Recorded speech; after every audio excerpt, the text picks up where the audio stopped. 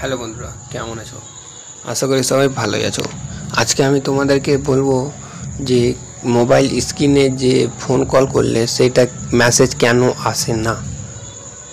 তো সেটার সম্বন্ধে আজকে আমি কথা বলবো তোমাদেরকে, যে সাইডে তোমরা দেখতে পাচ্ছ এরকম মেসেজ তোমাদের মোবাইলে কেন আসে না, কি সেটিং অন করতে হবে যে সেই সব মেসেজ তোমার মোবাইলেও আসবে।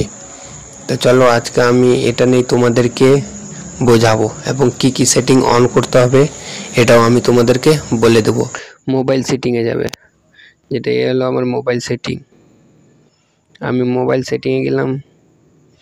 এখানে মোবাইল সেটিংয়ে এসে তোমরা এখানে দেখো, এটা অ্যাপ ম্যানেজমেন্ট, এটা খুব খুঁজে নেবে। তোমরা যদি না পাও তাহলে এইখানে তোমরা সার্চ করতেও পারো।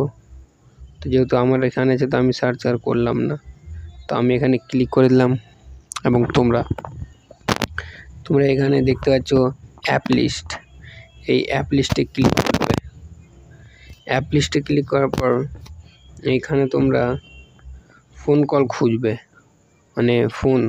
তো এখানে চাইলে সার্চও করতে পারো। তো আমি একবার সার্চ করে দেখে দিচ্ছি তোমাদেরকে। দেখো চলে এলো। তো সার্চ করার পর আমার চলে এলো।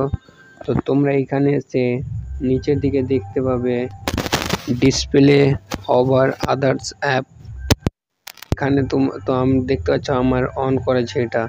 তো তোমরা এটা অন করে দিবে। এটা যদি তোমাদের অফ থাকে তো এটা অন করে দিবে, এবং এটা অন করা থাকলেই তোমার সব মেসেজ আসবে মোবাইলের, মানে ফোন কলের যেই সব ধরনের মেসেজ আসে সব ধরনের মেসেজ আসবে।